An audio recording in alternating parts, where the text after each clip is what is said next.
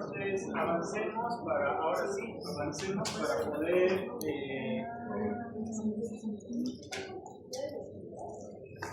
ir avanzando con el tema. A ver, esto ya lo habíamos visto, no se olviden. En esto sí quería hacerles recuerdo nada más porque se confunden. Entonces, cuando la pregunta vaya dirigido a cómo se clasifican las neuronas según su forma, ojo con eso, según su forma, esta será unipolar o pseudo, multi, bipolar y piramidal. Pero si la pregunta va en relación a la función, por más de que le pongas este dibujo y le pongas unipolar, la respuesta está equivocada. Porque desde el punto de vista de su función tienen que poner sensorial. ¿Está bien? En este caso tienen que poner motoneurona, porque es motora, interneurona, porque está entre neuronas, y de esta no tiene. ¿Está bien? Solo para aclarar.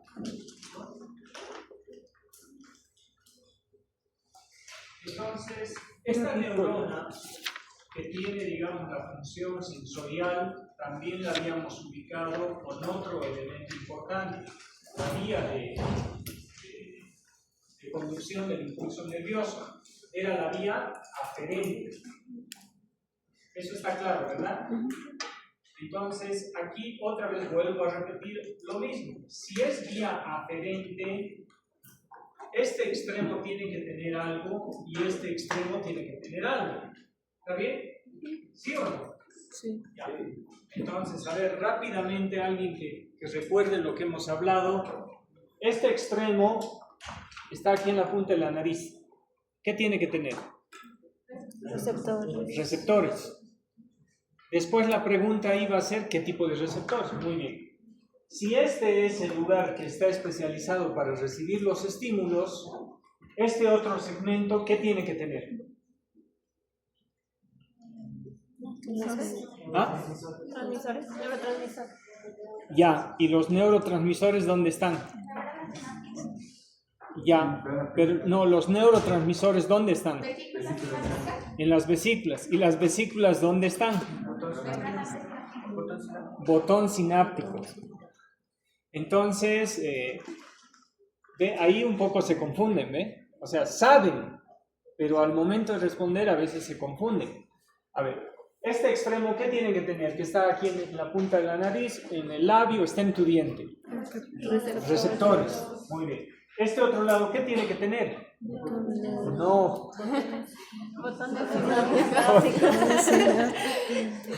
Botones sinápticos.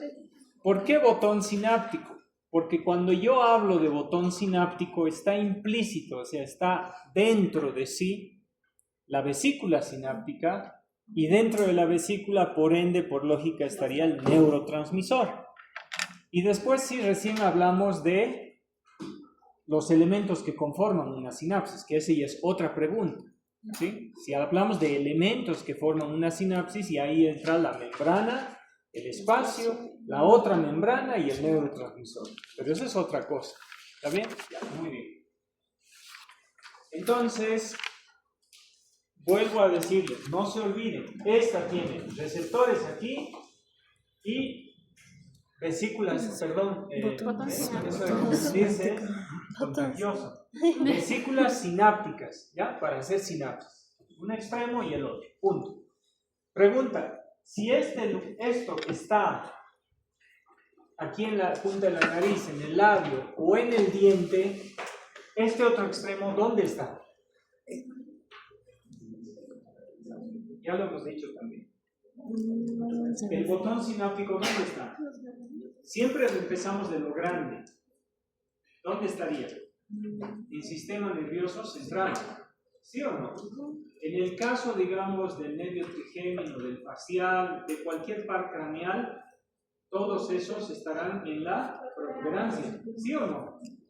Entonces, ahí está. Eso es lo que yo debo pensar. ¿Está bien? Eso está claro.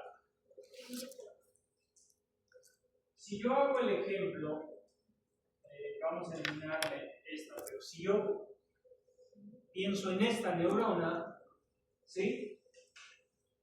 La primera pregunta, digamos, que se me ocurre a mí, deberíamos saber es, este extremo, ¿qué tiene? Y este otro extremo de acá, ¿qué tiene? Entonces, la pregunta sería así. Si en esta neurona de acá, aquí tiene receptores, ese es el lugar donde recibe la información, ¿sí o no? O sea, ahí es donde se tiene que generar la información para que se conduzca y aquí se transmita. La pregunta entonces es, en esta, ¿dónde se recibe la información o dónde se genera la información? ¿En esta parte o en esta parte? ¿Arriba? ¿Aquí? ¿Esto qué es? El soma. Dicho de otra forma, el cuerpo de la neurona. ¿Y estas qué son? Dendritas. Listo. Entonces, la pregunta sería, si aquí se genera la información, ¿sí? Y de pronto por ahí hay una sinapsis, ¿está bien? Entonces, el lugar donde se recibe la información o la transmisión de una información que viene de una neurona son en las dendritas y en el soma. Esta neurona tiene especializado el cuerpo y las dendritas para recibir la información o para que se genere la información ahí. ¿Está bien? Por lo tanto, esta conduce. Y esta terminación, ¿qué debería tener? ¿Sí? ¿Qué debería tener? Vesículas sinápticas. ¿Ya? Entonces, si tiene vesículas sinápticas, ya sabemos que dentro, o mejor dicho, si tiene botones sinápticos, ya sabemos que adentro tiene vesículas sinápticas y tiene neurotransmisor. ¿Sí? Ya. Pregunta. Este soma y las dendritas, ¿dónde se encuentran? En el sistema nervioso central. ¿Y este lugar que va a hacer sinapsis, dónde se encuentra? En el órgano efector. Por ejemplo, yo tengo acá el bíceps, ¿sí o no? Que lo puedo contraer. Entonces, esa terminación neurona, de esa motoneurona, mejor dicho, tiene sus botones sinápticos a este nivel y va a hacer sinapsis con el músculo. A esa sinapsis se la llama sinapsis en placa motora. Entonces, por un estímulo va a liberar, ahora sí, un neurotransmisor que muchos lo han dicho acá, que es la acetilcolina. Y la acetilcolina va a generar o va a pasar la información al músculo y le va a hacer que se contraiga, ¿sí o no? ¿Está bien? ¿Sí se entiende? Ya. Entonces, fíjense eso. Estas dos neuronas, digamos, que son las que más deberíamos conocerlas, es, este lugar recibe la información, conduce la información, aquí tenemos botones sinápticos, vesículas sinápticas, neurotransmisor, y este te sirve ¿para qué? Para llevar la información hacia el sistema nervioso central. ¿Sí o no? Por eso es vía aferente. En cambio, esta otra tiene que salir la información. Por lo tanto, aquí recibe la sinapsis. Digamos que esta le haga sinapsis acá, y las dendritas y el soma son los que van a recibir la información. El axón va a ser el que le conduce, y acá tiene que tener vesículas botones sinápticos y que le hagan sinapsis, por ejemplo, con el órgano efector, por ejemplo, el músculo, por ejemplo, la glándula salival, ¿sí o no? Por ejemplo, el páncreas. Si al páncreas hay inervación que le va a decir que secrete algo, entonces tiene que haber botones sinápticos con el páncreas, por ejemplo. Cuando el páncreas recibe un estímulo hormonal más que todo. Pero hagamos de cuenta así, glándula. Ahora puede ir también a cualquier otro lugar. ¿Está bien? Perfecto.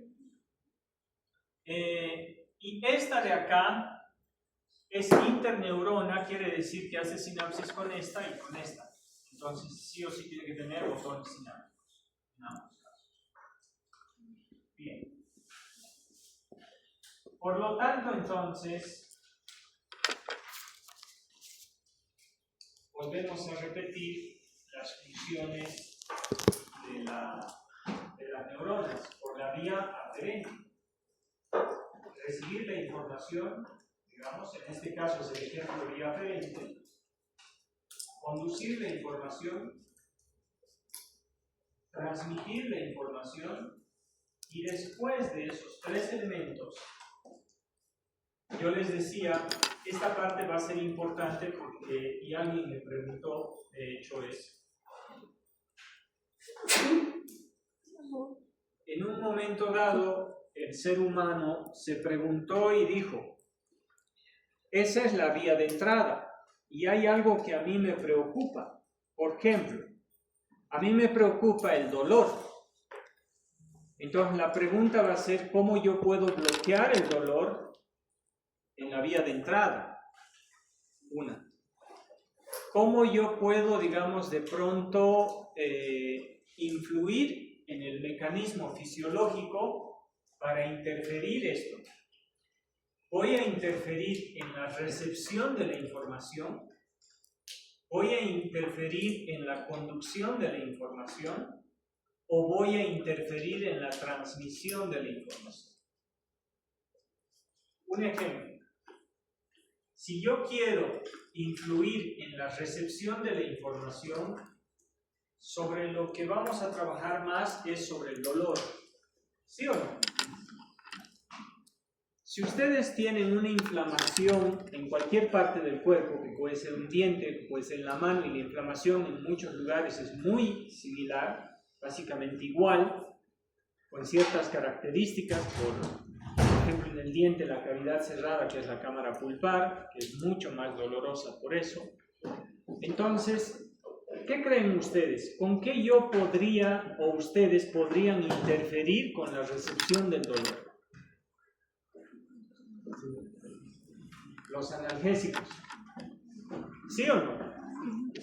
¿Por qué? Porque al disminuir el problema, digamos, a nivel periférico, entonces yo puedo bloquear algo acá.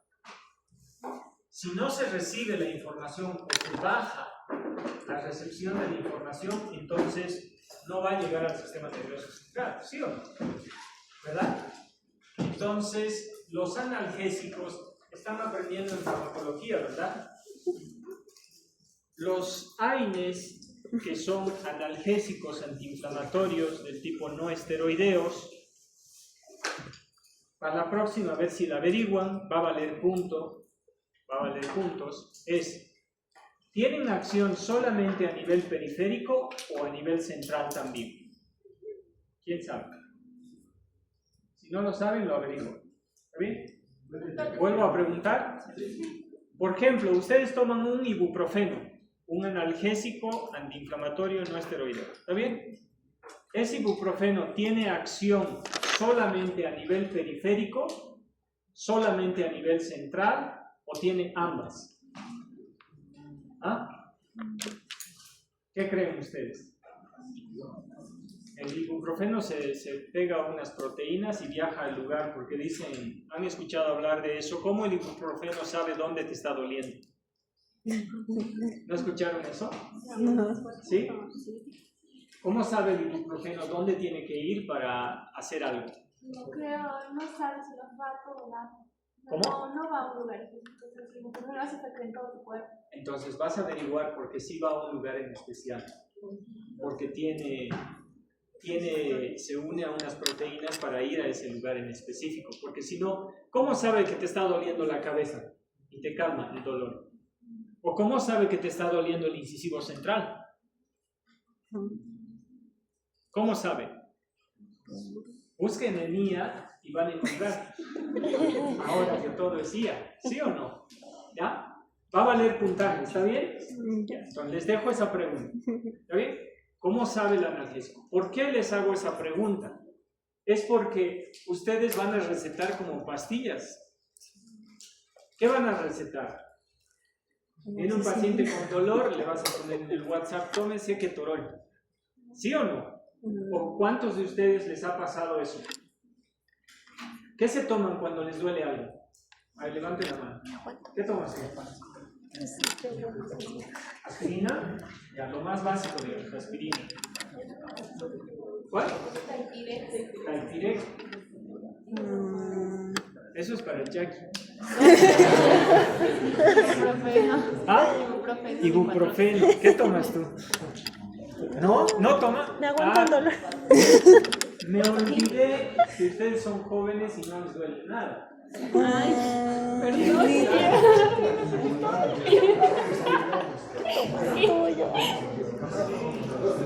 yo me aguanto el dolor. Ay, no me ha hecho bien. Somos. Sí, hemos hablado de falta. Ya. Entonces, a ver chicos, cuando ustedes toman, por ejemplo, un analgésico antiinflamatorio, ¿va a actuar en alguna de estas partes o va a actuar en ambas? Y nada más. Puede actuar a este nivel y puede actuar a nivel central. ¿Sí? La próxima charlamos. A ver, ¿está bien? Ya. Así es. Vamos a ir a nivel periférico. ¿Está bien? Por ejemplo, ustedes van a recetar y le van a decir al paciente que se tome, digamos, lo más básico es paracetamol, ibuprofeno, y después si el dolor es un poquito más fuerte, le van a dar ketorol, o le van a dar de pronto un naproxeno, o van a empezar a subir a otras familias de analgésicos. ¿Está bien? ¿Sí? Hay uno que se llama Meloxicam. El meloxicam es más antiinflamatorio. Sí. Entonces, o sea, si hay problema de inflamación, ahí ustedes van a saber, por eso están llevando farmacología, porque ahí van a saber elegir cuáles AINES son más analgésicos, cuál AINE es más antiinflamatorio y cuál AINE es más antipirético. ¿Sí o no? Si está con fiebre, paracetamol. Pero si está con fiebre y dolor y un poquito más, le combinan paracetamol más ibuprofeno y te tomas un combinado, un coctelito de fármaco. ¿Sí? Si el dolor es más fuerte, pueden tomar tramadol, pero el tramadol ya no es un AINE, es un opiáceo. Opioide. ¿Qué es una? ¿No están llevando el fármaco todavía? Yo Opioides no también están llevando. euforia. Averigüen. Bien, a ver, entonces para entender esta parte, digamos, de por qué es importante un poco lo que estamos hablando, entonces es de que cuando tú elijas bloquear algo, digamos, lo más básico va a ser con una receta. Y ese ibuprofeno, por ejemplo, que es el que más conocemos, entonces acá donde está produciéndose el dolor o donde está produciéndose la inflamación, va a ir a inhibir a la ciclooxigenasa 1 y 2, ¿sí o no? A las COX. Al inhibir a las COX, va a inhibir a la prostaglandina. Al inhibir a la prostaglandina, está inhibiendo este inductor químico de la inflamación. Pero la prostaglandina trabaja con otros mediadores químicos. Por ejemplo, uno de los más importantes mediadores químicos del dolor es la bradicinina también. Entonces van a bloquear a la bradicinina. Y la bradicinina era esa sustancia química que iba al nociceptor y le decía, oye, aquí hay dolor, tienes que conducir el dolor. Yo soy la bradicinina. ¿Sí? Entonces venía y le decía, despierta, conduce. ¿Sí? Despierta, recepciona. Y venía aquí y la bradicinina va a todos los botones, esos botones terminales, y empieza a despertarlos para que puedan recibir el estímulo y conducir el estímulo, porque hay un problema en ese sector. Entonces, por ejemplo, a nivel periférico pueden inhibir no solamente a las prostaglandinas, que son mediadores químicos especiales de la inflamación, sino también a otros componentes como la bradicinina, que es el estimulante analgésico. Entonces, ustedes ya saben qué o dónde están actuando. ¿Sí? Entonces, están actuando uno a nivel periférico. El que van a averiguar es a nivel central cómo actúan, porque algunos tienen doble acción. Segundo, el paciente ya está en tu consultorio y tú tienes que atenderlo, pero no puedes trabajar con el dolor, ¿sí o no? Porque porque quieres trabajar tranquilo. Y tu terapéutica va a durar 20 minutos de trabajo. ¿Está bien? ¿Cómo vas a bloquear el dolor? Utilizas otro fármaco. ¿Cuál es? El anestésico local. Y tú decides dónde anestesiar. Tienes todo este segmento para anestesiar. Entonces deberíamos conocer por anatomía el trayecto. Entonces tú dices, yo voy a bloquear aquí. Y pones tu anestesia y vas a bloquear. Tú dices, no, voy a trabajar sobre todo este sector que es más grande y bloqueas a este nivel. Y puedes bloquear en distintos sectores. Pero con el anestésico local es más fácil. ¿Por qué? Porque donde le has puesto el anestésico, ahí es donde va a bloquear. ¿Sí o no? Si tú le bloqueas, por ejemplo, a este nivel, entonces solamente esta es tu área de trabajo. Pero si tú le bloqueas a nivel de la salida, por ejemplo, entonces de pronto vas a tener un área mucho más grande de trabajo. ¿Sí o no? Y de ahí se van a dividir las anestesias en infiltrativas o tronculares, por ejemplo. Porque las infiltrativas irán a infiltrar solamente en un segmento de trabajo donde tú quieres trabajar. Por ejemplo, la mano. Si yo quiero trabajar solo en la mano, podría anestesiar solo la mano. Pero si yo quiero bloquear todo el brazo, tengo que bloquear a otro nivel. Y si yo quiero trabajar como en las cesáreas de las mujeres, especialmente cuando en el parto, que también en el natural hay mucho dolor, ¿dónde les bloquea? La peridural, justo en el sistema nervioso central. ¿Sí o no? Son valientes ahí, porque ahí les tienen que bloquear y luego están hemiplégicas, ¿no? Porque está de acá para abajo no sienten nada. Entonces la anestesia local es mucho más sencillo. ¿Por qué? Porque tú eliges el lugar donde vas a bloquearlo. Es reversible, tiene un periodo de latencia y tiene un periodo de acción. Entonces, pero tú eliges dónde bloquear. Lo único que tienes que saber para anestesia local es tienes que saber dónde vas a hacer la anestesia. Y luego vamos a ver aquí qué es lo que bloquea, porque va a interferir con la conducción. Entonces la pregunta, volvemos al principio, era, por ejemplo, un fármaco puede bloquear a nivel periférico, donde están los receptores, donde se está recibiendo la información. ¿Sí? El anestésico local puede bloquear la conducción. Entonces no es lo mismo. Unos bloquean la recepción o a nivel central y otros bloquean la conducción. ¿Se podrá bloquear la transmisión?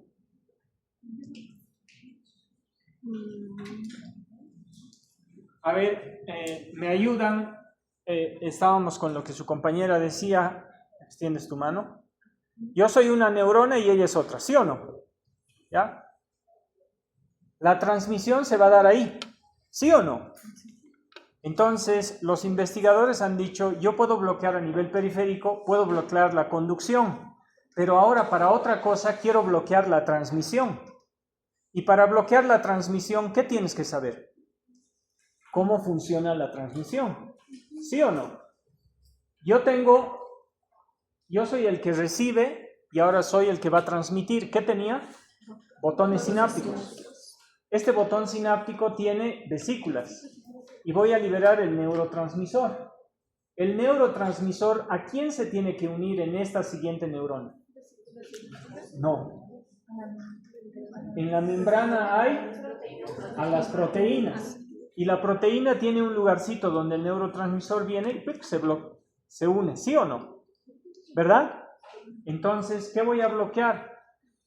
Las investigaciones han dicho que yo podría bloquear de pronto, tal vez no voy a poder bloquear la liberación del neurotransmisor, pero puedo bloquearle al receptor. O sea, por ejemplo, si tú tienes ahí el lugar, haz como un huequito, y este tiene que venir y tiene que unirse a este, ¿qué pasaría si este lo tapo con un fármaco? El neurotransmisor se ha liberado. Y cuando está queriendo unirse al receptor de la membrana, no puede porque está bloqueado. Eso hacen algunos relajantes. Relajantes musculares, especialmente. Por ejemplo, en odontología sí se utiliza. Recuerdan que hay trismus a veces por cirugías de terceros molares no pueden abrir la boca o algo, ¿sí o no? Entonces a veces utilizamos miorelajantes. Entonces, ¿dónde pueden bloquear? O de pronto pueden disminuir la salida del neurotransmisor. Para saber, vamos al objetivo de todo lo que he estado hablando.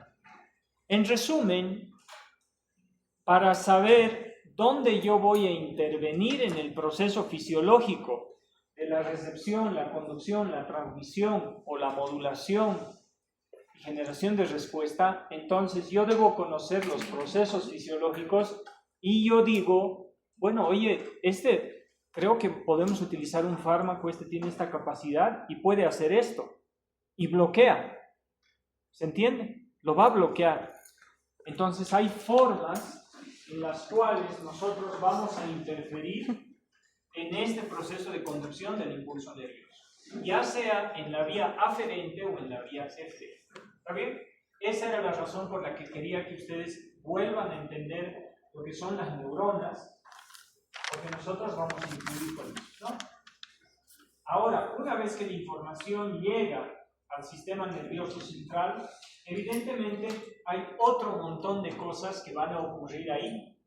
Por ejemplo, será la integración de la información, será la modulación de la información, será la percepción y habrá también una información ascendente y descendente, bueno, en el caso de que sea o se vea implicada la médula espinal o la protuberancia, porque son los dos lugares.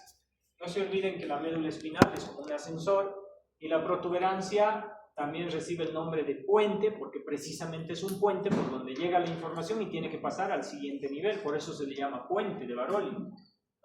Esa es la razón. Entonces no se olviden que tiene que haber una percepción, una integración y puede haber una modulación. ¿A qué se refiere la modulación, por ejemplo? ¿Ustedes creen que toda la información a veces que llega al sistema nervioso central tiene que generar respuesta? No. Y eso es la palabra modulación o la neuromodulación. Quiere decir de que la información que llega al sistema nervioso central, si es necesaria dar una respuesta, lo va a hacer. Pero si es necesario, por ejemplo, mitigar el dolor, también lo va a hacer. Por ejemplo, hay algunas sustancias analgésicas que el propio sistema nervioso libera, porque si el dolor es demasiado fuerte, pierdes la conciencia. Entonces la modulación te ayuda a contrarrestar eso, pero no es tan eficiente, podríamos decirlo así, para calmar el dolor, sino solamente precisamente para modularlo. O sea, otro neurotransmisor se libera y trata de inhibir eso, porque sabe que es dañino para tu cuerpo. A eso se le conoce como la modulación del dolor. ¿Está bien? Entonces tiene que modularse. Si la intensidad es demasiado fuerte, entonces trata de controlarlo para que no te haga tanto daño, podríamos decirlo así. ¿Está bien? Entonces, algo así. ¿Bien?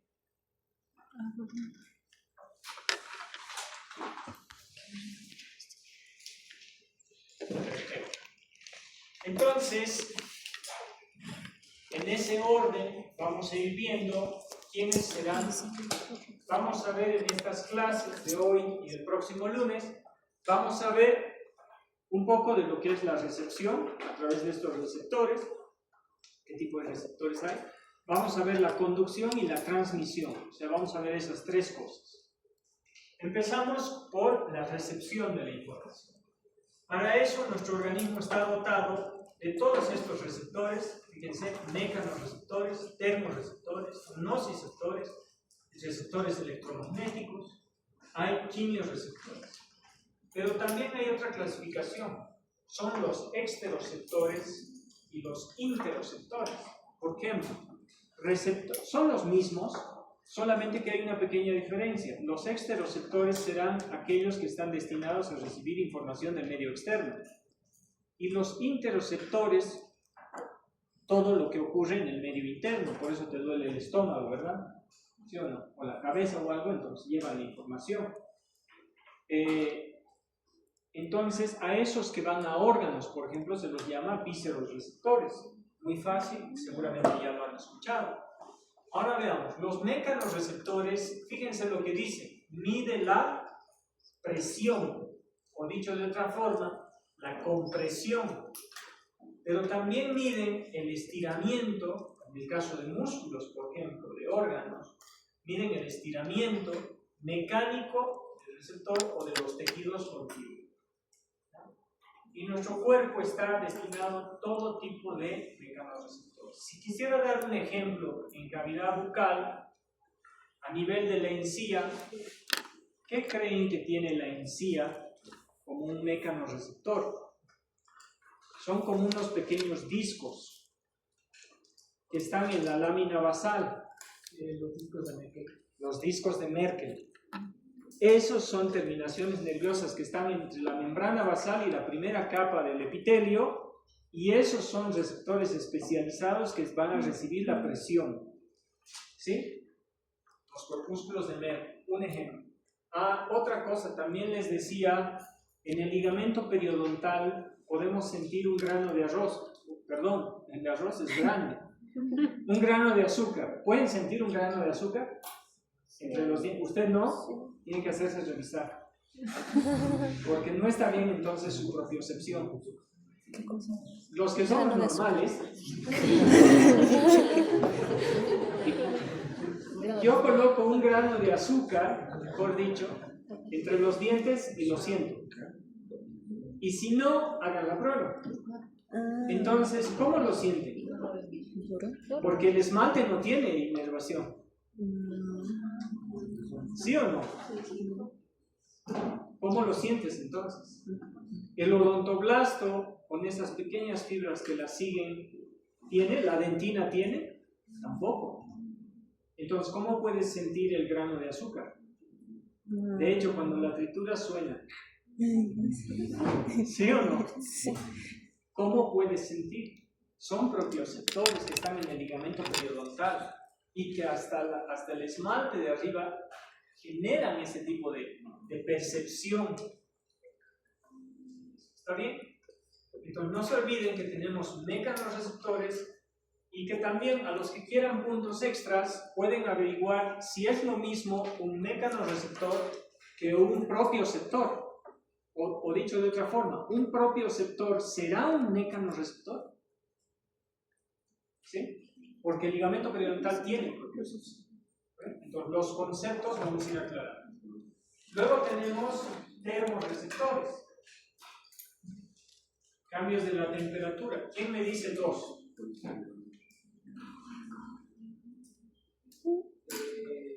El termorreceptor sería el corpúsculo de Krauss y de Ruffini. El de Ruffini. Calor y frío. ¿No ven? ¿Cuál? De Krauss es de frío y de Ruffini de calor. Ya. Entonces, los receptores del calor son esos. Ahora, el plexo de Ragshaw, que está en la pulpa dental, así se llama, ¿verdad? ¿Recuerdan o no? En la pulpa dental entra el nervio y forma un plexo ahí dentro, así. Un entramado. Se llama plexo de Ragshaw, ¿o no? ¿Recuerdan? Ya. Por ejemplo, ese tiene termorreceptores también. Porque si te pones algo caliente en el diente, ¿duele o no duele? Si te pones algo frío, ¿duele o no duele? A mí me ha pasado un montón de veces con el helado. ¿Duele? ¿Sí o no? Entonces no se olviden que tiene corpúsculos de Krauss y los de Ruffini. ¿Sí? Que reciben el calor y el frío. De hecho, las pruebas de vitalidad pulpar, porque para que tú decidas hacer tratamiento de conducto, hasta hace un tiempo atrás, aplicabas un poquito de calor para ver si la pulpa estaba viva o no, porque era importante. ¿Saben que si duele es malo? ¿Sí? ¿Sí o no? Si duele es malo porque algo está pasando. Y si no duele, también es malo. Estamos hablando de dientes, ¿no? Por eso me recuerda a un episodio de Los Simpson, el Bart, que decía, ¿no? Malo si lo haces, malo si no lo haces. O sea, malo si duele y malo si no duele. A ver, ¿por qué hacíamos pruebas de vitalidad pulpar? Porque cuando tú le ponías algo frío o algo caliente, le estimulabas a la pulpa y generabas estos receptores y veías si la pulpa estaba viva. Hoy eso se está en desuso un poco, ¿no? Porque es mortificación pulpar. Ya no deberíamos hacer eso, porque le estás dañando a la pulpa. Pero era una forma de saber, sepan ustedes, de que le ponías eso, pruebas térmicas se llamaban, pruebas de vitalidad pulpar, para saber si la pulpa estaba viva. ¿Está bien? Frío especialmente, porque el calor expande té. ¿Y por qué hacías eso? Porque si no dolía, ¿qué era? Necrosis pulpar. ¿Y qué tenías que hacer? Tratamiento de conducto. Pero si estaba viva la pulpa, tal vez la podías mantener, hacías tú lo que están aprendiendo en materiales dentales ahora, que es su base cavitaria, y luego la reconstrucción del diente sin extirpación del paquete vasculonervioso, ¿sí o no? Entonces estás trabajando ¿Cómo? sobre la estimulación de estos termorreceptores para saber si es que hay vitalidad pulpar, ¿Cómo dices que? y hay pruebas cavitarias de otras formas. Eso lo van a aprender después. Luego tengo nociceptores. Y cada una de las palabras, si ustedes han podido ver, aquí dice térmicos, receptores. Y noci es de noxa, que quiere decir daño. ¿Está bien? Entonces, un nociceptor es receptor del dolor. Entonces, hay unas terminaciones nerviosas libres que están esperando recibir el dolor. ¿Y quién les despierta? Si yo preguntara eso en el examen, es una molécula química, es una sustancia química que se libera por tales causas, tal, y tiene como función, no va a ir así, pero digamos como función, despertar a los nociceptores para que se sienta el dolor, bradicimina, ya está. ¿Y a quién van a bloquear cuando quieran bloquear el dolor? A la bradicimina que bloquear, ¿no? Junto con la prostaglandina. Luego tenemos los electromagnéticos, por ejemplo, de los conos y bastones de los ojos, especializados, no hay otros igual. Y tenemos los quimiorreceptores, el que nos interesa a nosotros sería los de las papilas gustativas, los de la zona amarilla de la zona de la olfacción. Y también hay otros dos a nivel de la aorta que sube, que mide lo que es la cantidad de oxígeno y todo eso, ¿sí? Para la presión arterial especialmente y todo eso. Hay dos receptores en vasos sanguíneos. Entonces, fíjense, son todos estos receptores. Y ahí está un ejemplo de cómo sería. Lo pondremos todo. ¿Sí? Entonces, un ejemplo de que cada terminación, cada receptor, ¿sí?, tiene distintas formas según la especialización. ¿Está bien? Por ejemplo, estas terminaciones nerviosas libres, que dice así de esta forma, son nociceptores. ¿Sí? Estos que son a manera de discos, son los discos de Merkel, que están en los epitelios. Lo que les decía de la encía, por ejemplo, y obviamente la encía no es el único epitelio que tiene epitelio. La mayoría de los epitelios tienen esta terminación. Fíjense los corpúsculos de Ruffini, los de Batter-Pasini, ¿sí? Los corpúsculos de Krauss, fíjense, tienen una terminación distinta, especializada. Y este otro que no lo habíamos hablado se llama órgano tendinoso de Golgi, que mide el estiramiento del músculo y se encuentra a nivel de los tendones que unen precisamente los músculos que ejercen brazos de palanca. Entonces ahí está para medir, digamos, las tensiones que van a generar o cuánta tensión debe generar el músculo y hasta cuánto puede soportar. Entonces estos están a nivel de los tendones y se llama el órgano tendinoso de Golgi. Y de hecho es el que controla, uno de los que controla o ayuda a controlar el tono muscular también. Un poquito manda la información para eso, ¿no? Porque después es el uso neuromuscular.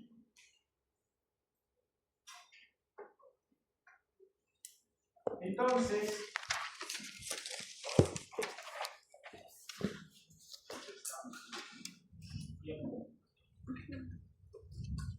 no se olviden que esas terminaciones nerviosas van a estar distribuidas en todo el lugar donde ustedes van a trabajar.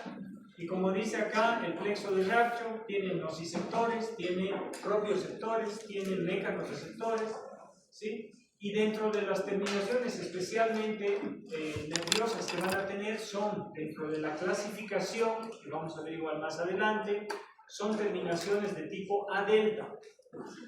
Los nervios se clasifican en A, B y C. Y las A se clasifican en A delta. Ya, eso lo vamos a ver después. Y fíjense qué característica tienen. Son mielínicas, ¿sí? ¿Y por qué interesa saber esto? Por la velocidad de conducción. ¿Cuán rápido pueden recibir? ¿Está bien? Y también tiene fibra C. Inervación vasomotora aferente. Los mecanorreceptores del ligamento periodontal son del tipo ASA2 o SA2. Ya, ahora sí, con esto terminamos. La pregunta es bien sencilla. ¿Qué estimula a un nociceptor?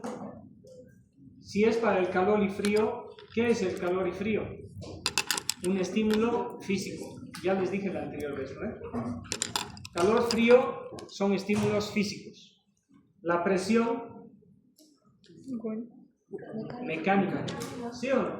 Y el ejemplo que habíamos dado igual era, si un diente molar tiene una caries ahí, se entra el alimento, el paciente muerde y lo presiona, genera dolor. De hecho, es uno de los dolores más incómodos que hay, ¿no? Entonces, presión. ¿Está bien? Ahora, si quieren sentir presión, pellizquense. ¿Está bien? Entonces, el estímulo puede ser físico, mecánico y químico. Y de químico habíamos hablado, por ejemplo, la sal y el azúcar. Comemos un chocolate, se entra la caries y causa dolor. ¿Sí o no? Entonces, la pregunta es, ¿cuáles son los estímulos que van a producir precisamente, redundando, estimulación de una fibra nerviosa? Cualquiera que ésta sea, digamos. Especialmente el dolor, podríamos decirlo así, como ejemplo. Puede ser físico, químico y mecánico. Si se pide ejemplo, cualquier ejemplo que se les ocurra. ¿Está bien? Bueno, no va así como la pregunta, pero más o menos deberíamos tenerlo claro para pensar. ¿Está bien? Ya.